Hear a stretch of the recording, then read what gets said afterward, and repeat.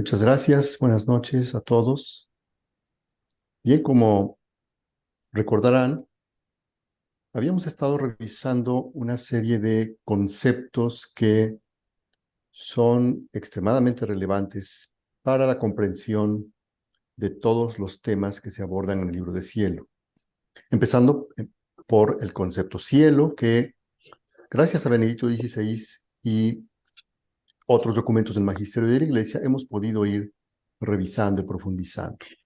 Pero decíamos que también en el libro de Cielo vamos a encontrar muchas otras definiciones, conceptos, ideas centrales como el de voluntad, reino, hablar de la tierra, de Dios y el hombre y el tema de la divinización del hombre.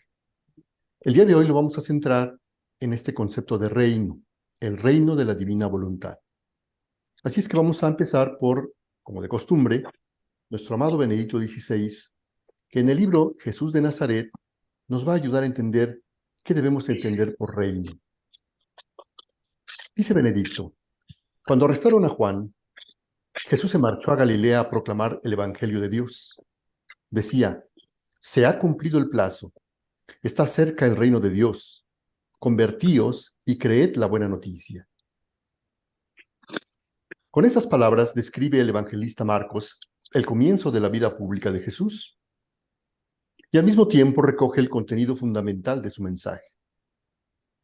El contenido central del Evangelio es que el reino de Dios está cerca. Se pone un hito en el tiempo, sucede algo nuevo, y se pide a los hombres una respuesta a este don: conversión y fe. Bro, El centro de esta proclamación es el anuncio de la proximidad del reino de Dios, anuncio que constituye realmente el centro de las palabras y la actividad de Jesús. Mientras el eje de la predicación de Jesús antes de la Pascua es el anuncio del reino de Dios, la cristología es el centro de la predicación apostólica después de la Pascua. ¿Significa esto un alejamiento del verdadero anuncio de Jesús? El modernista católico Alfred Loisy afirmaba al respecto: Jesús anunció el reino de Dios y ha venido la iglesia. Son palabras que dejan transparentar ciertamente ironía, pero también tristeza. En lugar del tan esperado reino de Dios, del mundo nuevo transformado por Dios mismo, ha llegado algo que es completamente diferente. Y qué miseria, la iglesia. ¿Es esto cierto? La formación del cristianismo en el anuncio apostólico, en la iglesia edificada por él, significa en realidad que se pasa de una esperanza frustrada a otra cosa diversa. El cambio de sujeto reino de Dios por el de Cristo y con ello el surgir de la iglesia supone verdaderamente el derrumbamiento de una promesa, la aparición de algo distinto.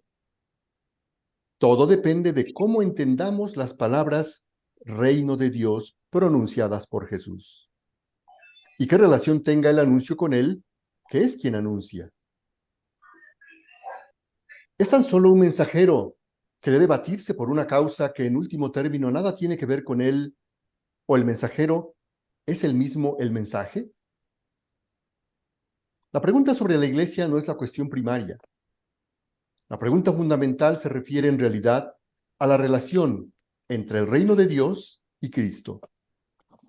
De ello depende después cómo hemos de entender la iglesia. Puede ser útil considerar brevemente cómo se ha interpretado la palabra reino en la historia de la iglesia. En la interpretación que los santos padres hacen de esta palabra clave, podemos observar tres dimensiones: la dimensión cristológica, la dimensión idealista o mística y la dimensión eclesiástica. La dimensión cristológica nos dice que Cristo mismo es el reino.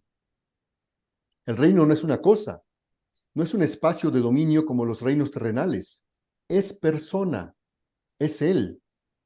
La expresión reino de Dios, pues, sería en sí misma una cristología encubierta. La dimensión mística, por otro lado, considera que el reino de Dios se encuentra esencialmente en el interior del hombre. Allí crece y desde allí actúa. Y por último, la dimensión eclesiástica nos dice que el reino de Dios y la Iglesia se relacionan entre sí de diversas maneras, y estableciendo entre ellos una mayor o menor identificación, esta última tendencia se ha ido imponiendo cada vez más en la teología católica de la época moderna, aunque nunca se han perdido de vista totalmente las otras dos.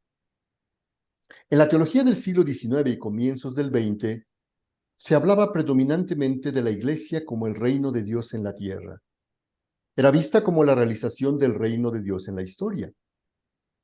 Entre tanto, se ha extendido en amplios círculos de la teología, particularmente en el ámbito católico, una reinterpretación secularista del concepto de reino, la cual da lugar a una nueva visión del cristianismo, de las religiones y de la historia en general, pretendiendo lograr así, con esta profunda transformación, que el supuesto mensaje de Jesús sea de nuevo aceptable. Se dice que antes del concilio dominaba el eclesiocentrismo. Se proponía a la Iglesia como el centro del cristianismo.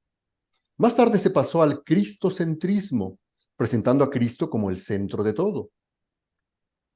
Pero no es solo la Iglesia la que separa, se dice. También Cristo pertenece solo a los cristianos.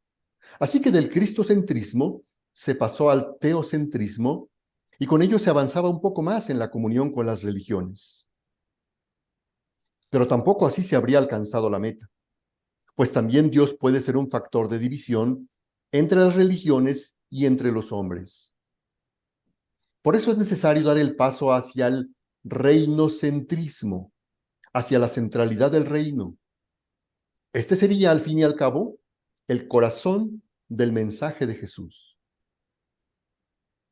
Y esta sería la vía correcta para unir por fin las fuerzas positivas de la humanidad en su camino hacia el futuro del mundo. Reino significaría simplemente un mundo en el que reinan la paz, la justicia y la salvaguardia de la creación. No se trataría de otra cosa. Este reino debería ser considerado como el destino final de la historia. Y el auténtico cometido de las religiones sería entonces el de colaborar todas juntas en la llegada del reino. Por otra parte, todas ellas podrían conservar sus tradiciones, vivir su identidad, pero aún conservando sus diversas identidades, deberían trabajar por un mundo en el que lo primordial sea la paz, la justicia y el respeto de la creación. Esto suena bien. Por este camino parece posible que el mensaje de Cristo sea aceptado finalmente por todos, sin tener que evangelizar las otras religiones. Su palabra parece haber adquirido por fin un contenido práctico, y de este modo da la impresión de que la construcción del reino se ha convertido en una tarea común, y según parece, más cercana. Pero, examinando más atentamente la cuestión, uno queda perplejo. ¿Quién nos dice lo que es propiamente la justicia? ¿Qué es lo que sirve concretamente a la justicia? ¿Cómo se construye la paz? A decir verdad, si se analiza con detenimiento el razonamiento en su conjunto, se manifiesta como una serie de habladurías utópicas carentes de contenido real. A menos que el contenido de estos conceptos sean en realidad una cobertura de doctrinas de partido que todos deben aceptar. Pero lo más importante es que por encima de todo destaca un punto. Dios ha desaparecido. Quien actúa ahora es solamente el hombre. El respeto por las tradiciones religiosas es solo aparente. En realidad, se las considera como una serie de costumbres que hay que dejar a la gente, aunque en el fondo no cuenten para nada. La fe, las religiones, son utilizadas para fines políticos. Cuenta solo la organización del mundo. La religión interesa solo en la medida en que pueda ayudar a esto. La semejanza entre esta visión poscristiana de la fe y de la religión con la tercera tentación resulta inquietante. Nuestra crítica principal a esta idea secular utópica del reino es: Dios ha desaparecido. Ya no se le necesita e incluso estorba. Hablando del reino de Dios, Jesús anuncia simplemente a Dios, es decir, al Dios vivo, que es capaz de actuar en el mundo y en la historia de un modo concreto, y precisamente ahora lo está haciendo. Nos dice: Dios existe. Y además, Dios es realmente Dios, es decir, tiene en sus manos los hilos del mundo. En este sentido, el mensaje de Jesús resulta muy sencillo, enteramente teocéntrico. El aspecto nuevo y totalmente específico de su mensaje consiste en que Él nos dice: Dios actúa ahora. Esta es la hora en que Dios, de una manera que supera cualquier modalidad precedente, se manifiesta en la historia como su verdadero Señor, como el Dios vivo. El mensaje de Jesús acerca del reino recoge afirmaciones que expresan la escasa importancia de este reino en la historia. Es como un grano de mostaza, la más pequeña de todas las semillas. Es como la levadura, una parte muy pequeña en comparación con toda la masa, pero determinante para el resultado final. Se compara repetidamente con la simiente que se echa en la tierra y allí sufre distintas suertes. La picotean los pájaros, la ahogan las zarzas o madura y da mucho fruto. Otra parábola habla de que la semilla del reino crece, pero un enemigo sembró en medio de ella cizaña, que creció junto al trigo y solo al final se la aparta. Otro aspecto de esta misteriosa realidad de la soberanía de Dios aparece cuando Jesús la compara con un tesoro enterrado en el campo. Quien lo encuentra, lo vuelve a enterrar y vende todo lo que tiene para comprar el campo, y así quedarse con el tesoro que puede satisfacer todos sus deseos. Una parábola paralela es la de la perla preciosa. Quien la encuentra también vende todo para hacerse con ese bien, que vale más que todos los demás.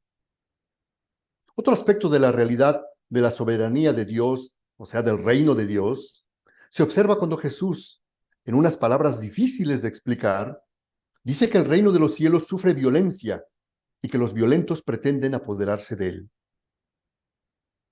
Metodológicamente, es inadmisible reconocer como propio de Jesús solo un aspecto del todo, y partiendo de una semejante afirmación arbitraria, doblegar a ella todo lo demás.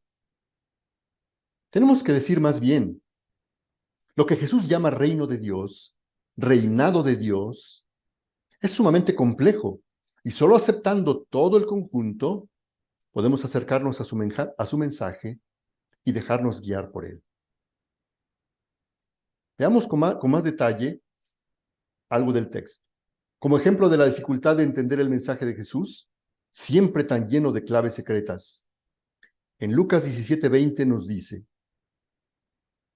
a unos fariseos que le preguntaban cuándo iba a llegar el reino de Dios, Jesús les contestó: el reino de Dios vendrá sin dejarse ver, como espectador neutral, ni anunciarán que está aquí o está allí, porque mirad, el reino de Dios está entre vosotros.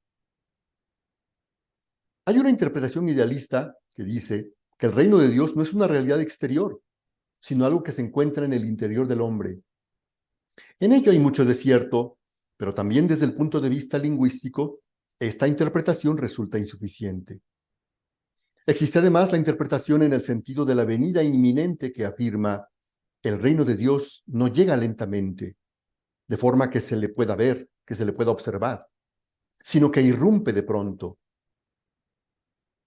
Pero esta interpretación no da fundamento alguno en la literatura del texto. Por ello ahora se tiene cada vez más a entender que con estas palabras Cristo se refiere a sí mismo. Él, que está entre nosotros, es el reino de Dios, solo que no lo conocemos.